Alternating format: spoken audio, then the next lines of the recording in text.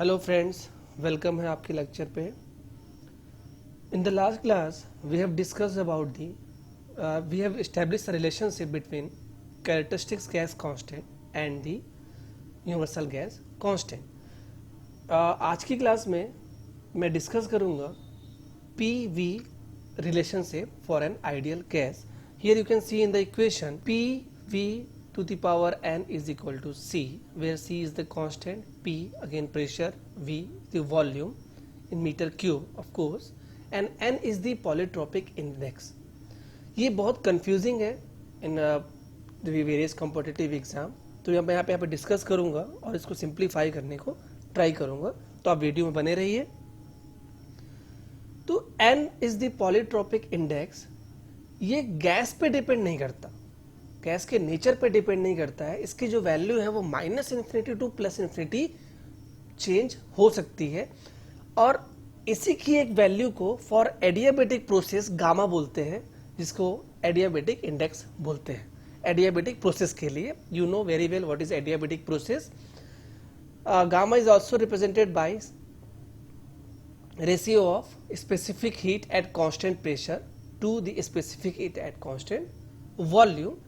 Specific heat kilo joule per KG kelvin is the unit. अब आपको gamma की value मालूम है 1.4, बट आपको ये नहीं पता होगा कि गामा की value 1.4 is for diatomic gas only.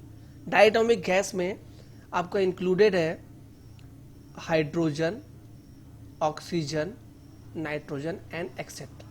Polytropic gas हो गया like ammonia, carbon dioxide and etcetera. तो जब भी आपको वाटर वेपर दिया हुआ है तो आप पॉलीट्रोपिक इंडेक्स क्या लोगे, 1.3 लोगे, ना कि 1.4। ये कंफ्यूजन होती है और ये मिस्टेक होती है एग्जाम में। For monoatomic gas like helium and all inert gases, for this the polytropic adiabatic index value is 1.66। तो आप कंफ्यूज मत होइएगा इस चीज पे। अब वापस रिलेशन पे आते हैं। PV to the power gamma or PV to the power n is equal to c. Here you can see the graph. It is plotted between P and V, pressure and volume पे।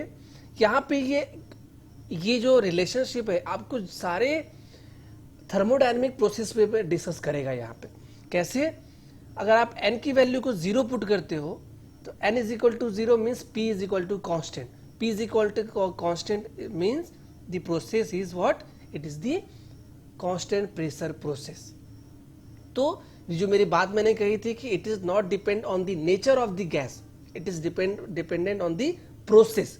Process के according n की value change होती है, gas के according नहीं होती है। ये आप ध्यान दीजिएगा। n इज इक्वल टू 0 पे कांस्टेंट प्रेशर प्रोसेस हो जाएगा।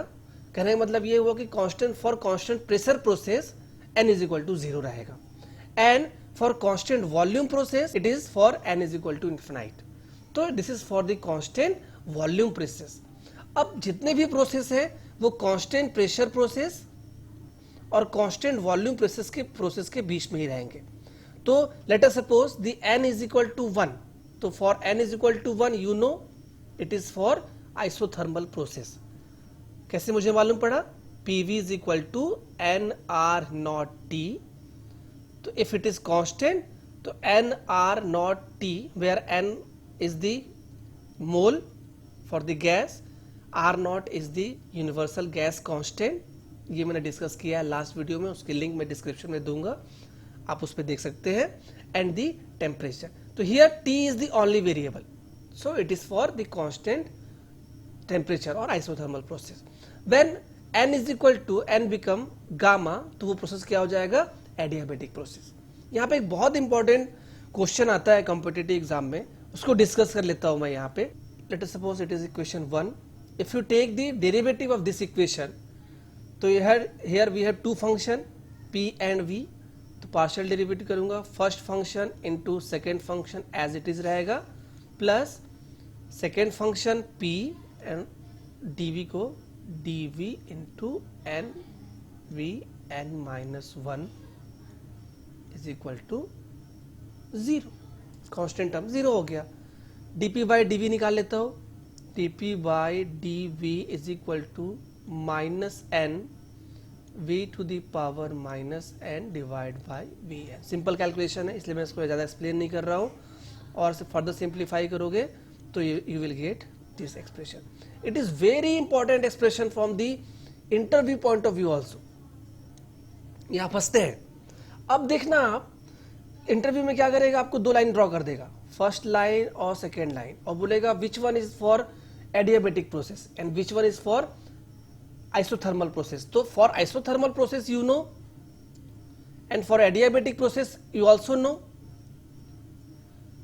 तो आप यहां से भी अंदाजा लगा सकते हो उसको कि n की वैल्यू इंक्रीज हो रही है, तो here n is equal to 0, sorry n is equal to 1, and here n is equal to gamma.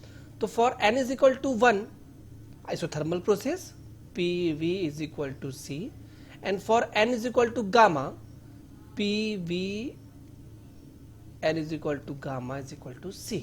तो obviously gamma is higher than 1, तो ये वैल्यू क्या हो रही है, इंक्रीज हो रही है। बट मैथमेटिकल प्रूफ आपको यहां से मिलेगा इसका।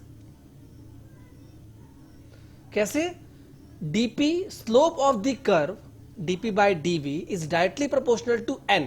मींस आप यहां पे देखो, अगर मैं एक पॉइंट रेड कलर से ड्रॉ करता हूं,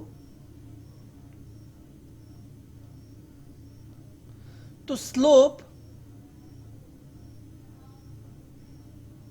और इसका स्लोप,